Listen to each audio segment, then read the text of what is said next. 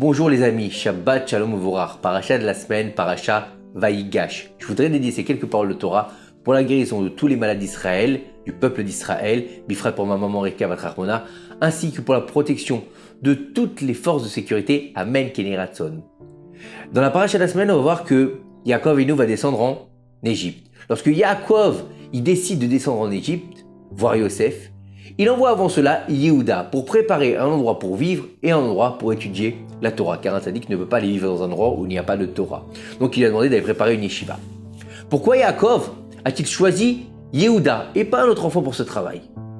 Il est rapporté dans le Midrash que Yaakov Avinu pensait en fait que Yehuda avait tué Yosef lorsqu'il lui a ramené la tunique. Comme il est écrit, il l'a reconnu et s'écria « La tunique de mon fils !» Une bête féroce l'a dévoré. Et la bête féroce fait référence au lion, symbole de Yehuda. Comme il est écrit, tu es un jeune lion Yehuda.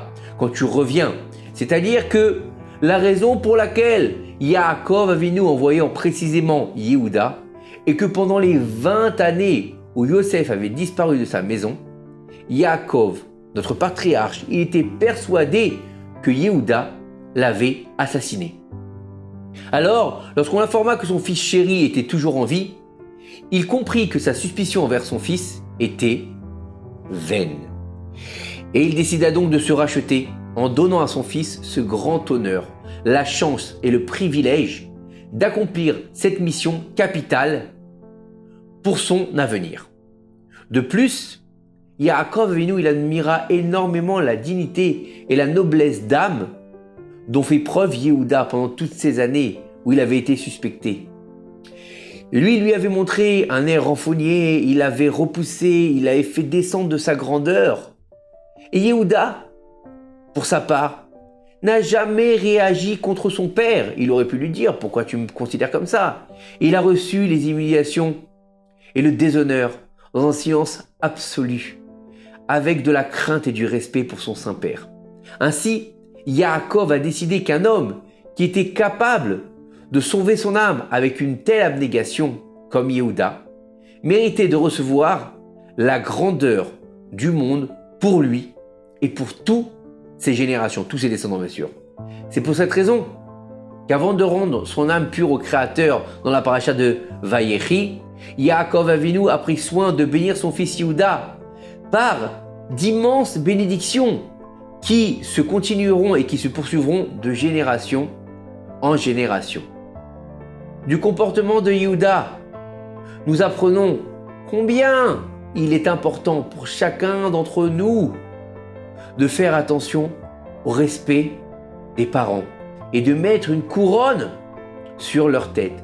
Même si les parents font des erreurs, même si les parents font des réflexions, ils sont en colère, ils nous offensent, ils nous humilient, ils nous rabaissent.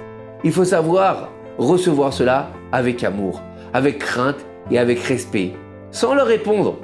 Par ce grand mérite, Akadosh Baruch Hu assistera la personne dans tous ses besoins et elle verra de la bénédiction, de la réussite dans toutes ses entreprises.